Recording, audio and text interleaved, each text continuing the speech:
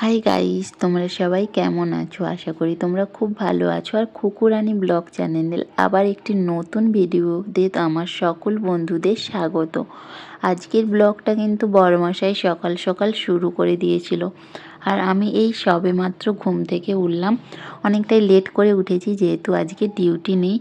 আর রোদটা কিন্তু প্রচণ্ড পরিমাণে মুখে লাগছিল। আর কালকে যেহেতু বাবুর শরীরটা খারাপ ছিল, তো ও একটু কি বলবো, একটু বায়না করেছিল। তবুও দেখো ও কিন্তু বলতেই হাই হ্যালো সমস্ত কিছু করে দিল।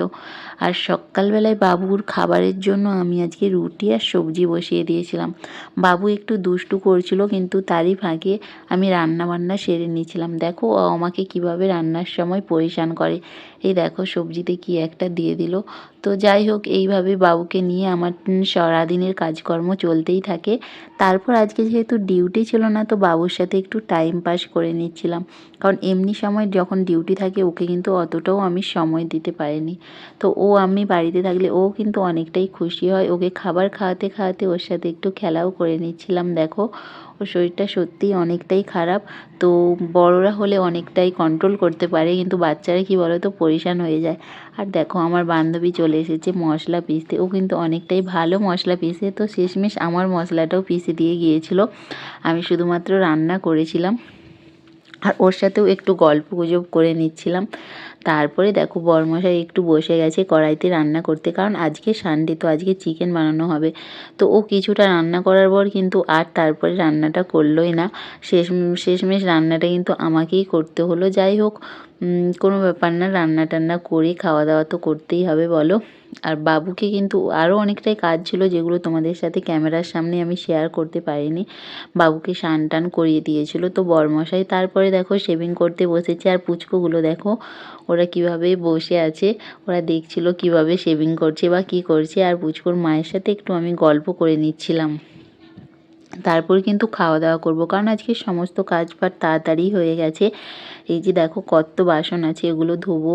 বাকি ঘরের যে কাজ সমস্ত ওগুলো পড়েই আছে, তো ঘর মোছা হবে, এই সমস্ত কাজগুলো করবো। আর আজকে কিন্তু প্রচণ্ড রোদ কয়েকদিন ধরে। এবারে কি বলো তো, গরম চলে এসেছে, তার জন্য রোদ্রের তাপটা একটু বেশিই আছে।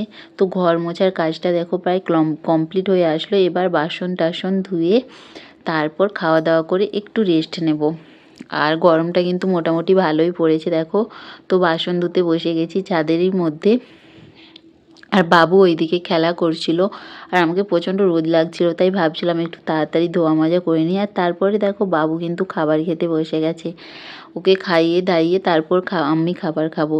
তো ও কিন্তু আমাদের পাশের বাড়ির যে রুমে, ওখানে বসেই খাবার খাচ্ছিল। এই দেখো এই দাদাটার কাছে, তো এই দাদাটার কাছে প্রায় সময় ও থাকে, তো খেলা করে, তার জন্য ওখানে বসেই খাবার খাচ্ছিল। আর দেখো বন্ধুরা, খাওয়া দাওয়া কিন্তু অলরেডি কমপ্লিট হয়ে গেছে। এখন দেখো আমি যেইগুলো করছি বাবু আমাকে কপি করে সেগুলোই করছে। তো নেক্সট টাইম কিন্তু আমি এগুলো করছিলাম না, তো ও কিন্তু মনে রেখেছিল যে আমি যেগুলো করেছি, তো ওগুলো ও নিজে নিজেই করছিল। তো ওর সাথে একটু খেলাধুলো করে নিচ্ছি। ও দেখো কতটা খুশি হয়েছে। তারপর কিন্তু ও ঘুমিয়ে পড়বে। আর তোমাদের সাথে গল্প করতে করতে দেখো বিকেলবেলায় কিন্তু আমাদের বাড়ির যে মালিক উনি চলে এসেছিলেন, কারণ আমাদের নিচের যে রুমটা ছিল ওটা খালি করানো, খালি করছিল, তার জন্যই এসেছিলেন।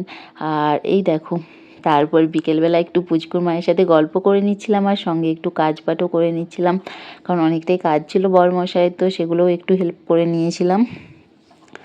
তারপর দেখো একটু বিকেলবেলায় ভালো লাগছিল না, বসে বসে গল্প করে নিচ্ছিলাম। আর সন্ধেবেলায় সেভাবে তেমন কিছু ভিডিও কন্টিনিউ করতে পারিনি। তো বিছখানে আরও অনেক ছোটো মোটো কাজ ছিল যেগুলো কন্টিনিউ করতে পারিনি বা তোমাদের সাথে শেয়ার করতে পারিনি।